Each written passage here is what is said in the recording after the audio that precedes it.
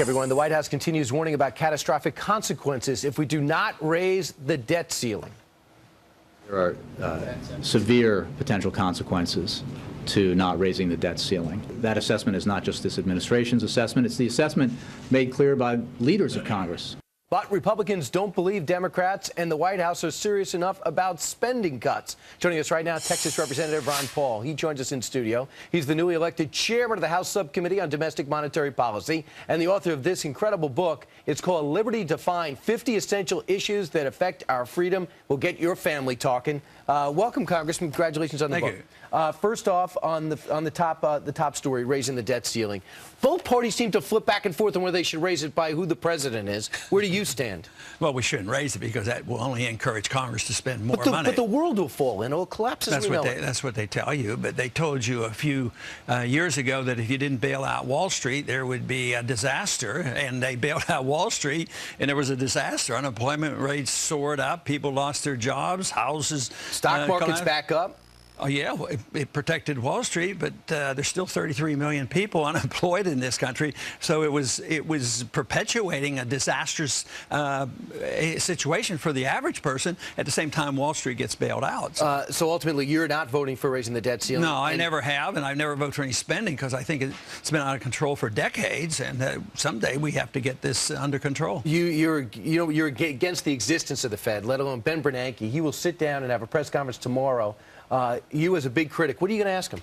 Well, I don't get to ask him. What would you ask him? Well, I would ask him where he gets the authority to print money out of thin air, because it's not in the Constitution, and that is the basic problem. The whole idea, the Fed creates a problem because it serves the Congress. They spend too much money on militarism and welfarism. So they go to the Fed and we borrow and we tax, but then the Fed prints the money. So you'll never get the budget under control as long as you have the Fed monetizing debt. And he has to someday understand that, which he won't. So someday we'll have to change the system. And flooding the market. And you go back to the Keynesian versus Austrian theory. Now, right away you think it goes over my head, but you break it down very easily. You said as soon as we go to this Keynesian, this Lord Keynesian way of thinking, that's when everything gets off the rails. And it really goes back to what Bernanke's doing. Yeah, he is a Keynesian. He's an economic planner. The worst thing you can do is fix prices. When you fix prices, you destroy the market. Mises, the great Austrian economist, said socialism would never work because there's no pricing structure. But the money is 1/2 of every transaction. Yet Bernanke thinks if he can regulate the supply of money and the interest rates, he can do anything possible. He says he can solve all the problems by manipulating money. Now, the Republicans have said, and you're a Republican, that the problem is not a revenue problem, it's a tax problem. We don't have a revenue problem, we have a spending problem. You believe our income tax, the federal income tax, should be zero for Americans. Why? How can we exist like that? Well, we would exist much better because the people would spend more money. There'd be more wealth created. I mean, the system we've had now, this Keynesian economic theory, has chased all our good jobs overseas. So we're not producing. All we do is print money and pass it out. So prices go up. So, yes, we would be much better off if the people spent the money, but you have to change the whole concept of our military operations overseas as well as our welfare system here. Now, you also, if you run for president, you'd get rid of Social Security as well, correct? Well, yeah, that should be on the agenda. Everything should be. And the Department of Education. Yeah, they're not part of the Constitution. You announced last night with Sean Hannity you're going to form a exploratory committee. Right. And last time you did that, you ran for president, and you got record crowds, a lot of passion, and a lot of money flooded in. What's going to be different this time that gets you the victory as opposed to getting a lot of heat and press? Well, it looks like the enthusiasm has continued. I assumed before that as soon as the campaign was over, I would go back to Congress and nobody would hear of me again.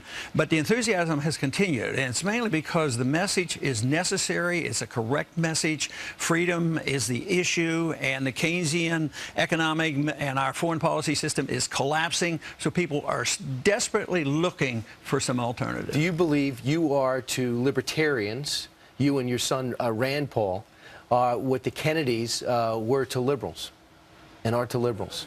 Do you believe that you're going to be the cornerstone for the libertarian movement that continues to grow? Well, I guess that remains to be seen. I haven't talked in those terms. Others have brought that up, but it's natural that children do pay attention, and we have similar ideas. And Rand was interested in politics and got in the Senate, so who knows? But I can just imagine. You told me it's not true, but your dinner table conversations must have been quite substantive. But overall, the main difference that I see, and we don't have time to get into it now, is the difference in foreign policy. You do not like us flooded around the world. You do not like our presence in other countries. And you see how the rest of the world sees us. In your eyes, the rest of the world sees us in many cases as a threat. yes, they do, and it undermines our defense. See, people have an idea that if you spend a lot of money on military, that you'll have good defense. So we should spend less money on militarism. We spend more money on buying weapons than everybody else put together. Nobody's going to invade this country.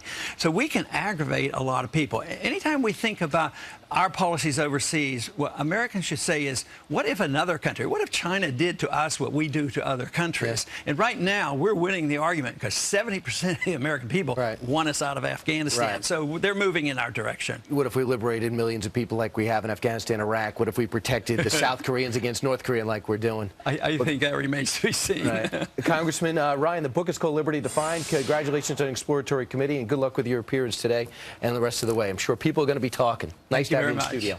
Meanwhile, straight ahead, Donald Trump might excite American voters, but Washington isn't so enthusiastic. Trump is the Al Sharpton of the Republican Party. Provocateur and clown, unserious. I think he's going to harm the party if he runs. Wow. So, should we take Trump seriously? Roger Stone, the Donald's former lobbyist, who's talked with the Donald, he is here. And